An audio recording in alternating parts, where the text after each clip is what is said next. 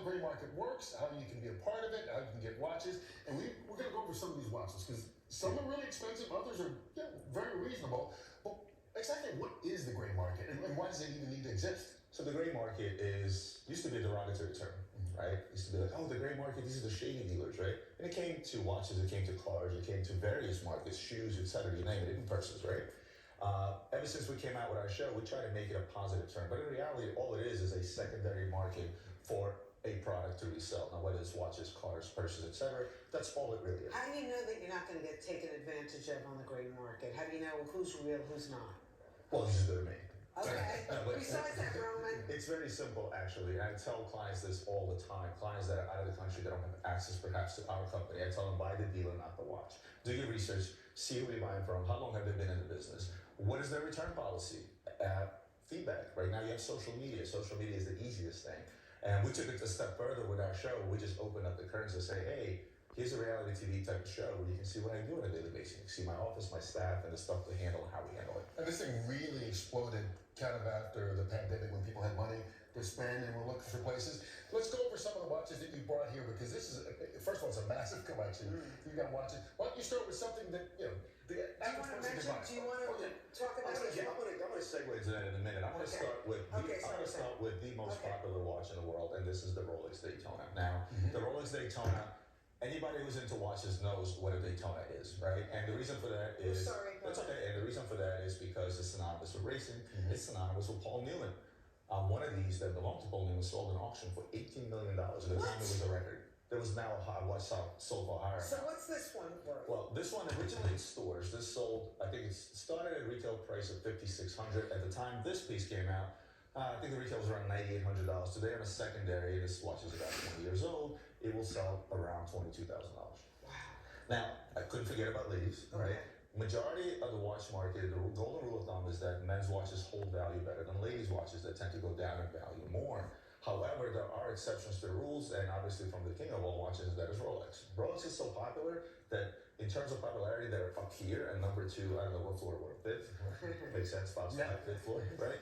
It would be like on floor 2, right, or floor 1. And a ladies' digest such as this is not something you can walk into a store and buy readily. I think this thing retails for around $32,000. It's pretty great. And it's got, does it have little diamonds on it? It does have a diamond dial on it, rose gold diamond dial.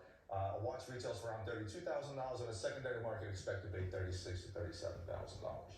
So some of these watches, people are coming to the gray market because they can't walk into a store and just buy. It's not that they're not available, because they're sold out. It's not manufactured. No, they are manufactured. Or not enough of them are manufactured. Well, here's the funny part: is Rolex manufactures the most amount of watches out of a lot of the companies combined, to the tune of 1.1 million watches a year. And they're so popular, the demand is so high that you still, for Daytona, you're gonna give your left kidney, or you're gonna wait in line for 5-6 years, spend probably $500,000 until the dealer will actually sell you one of these. It's absolutely insanity. Another one is this particular watch, and Rolexes tend to have nicknames. You like Starbucks? Sure, why This not? is a Starbucks. That's a Starbucks? It's actually a Submariner, right? Yeah. It's a Rolex Submariner, but it's called a Starbucks for obvious reasons due to its colorway. And again, this is something that retails in the area of $11,000, but sells in the secondary around $18,000, almost 2x. During the pandemic, 3x. Roman, tell me about this watch on my So I'm going to start with the watch I have on my wrist. Okay, fine. on my watch. No, but it looks the same, doesn't it? Yeah, it does. It looks exactly the same. So I'm going to ask you to take that off. I'm going to put them side by side. Okay. And the only difference you'll notice on the watches is there's a little logo on the one that you were wearing versus the one I'm wearing. Now what this is an original 3700 Nautilus from 1976, designed by one of the greatest designers of watches of all time. You just leaning forward just a little bit. There you go, Mr. Gerald Genta, right? Yeah. And he designed this Nautilus in 1976. It was one of the most iconic designers, gave birth to every popular Nautilus today that sells way over list. Back in 1976, this particular watch was somewhere around $3,600 price range, and so was this one. This one today in the market trades around $200,000, and this one trades for $1.25 million. Why? Because of that tiny little thing you see on the dial. What that is the Kandjar logo for the Sultanate of Oman. This was made for the Sultan of Oman. You feel real yet? I feel really good. Now, I want to just bring this up. I haven't seen this watch in years. My parents bought it for me when I was a teenager, and I haven't put it on. And it's one of those rotating things, and it still keeps time. How much would this go for? I wonder how many As far as the telephone thing, what do you think? How much would this go for? It's absolutely priceless. Monetary value, none. However, no, you don't have one of those watches that belong to the Sultan of Oman, and it's not from me.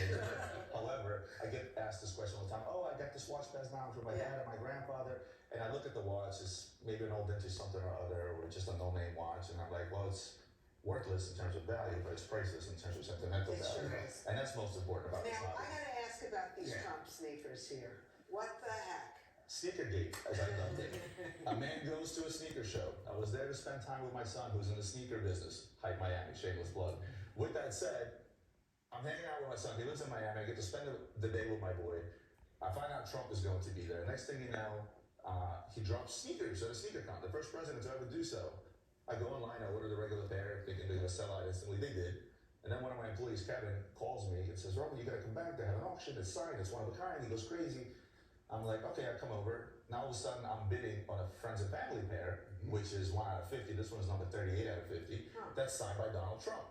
In my mind, I'm thinking, I'm a diehard collector. I'm a sneakerhead. I'm like, this is a great collectible to have. It's worth about 10 grand in the back of my head. Right. And then buying it for 9 grand. And the world goes crazy, and Sneakergate happened. Next thing you know, I am having lunch with the president in his You golf went club. to Morocco? I was at his golf club. We sat down. We had a lunch for about 1 hour and 45 minutes. Are you gonna sell them?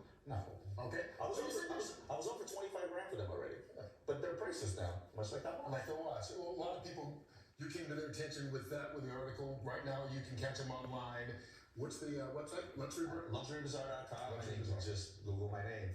Get past all the sneaker articles, and you'll find all my social media channels there. All right, that's Roman Sharf. Thank you for bringing all this. Absolutely, guys. Thank you so much for having me. Yeah, all right. Well, this is 700,000. This is 800,000.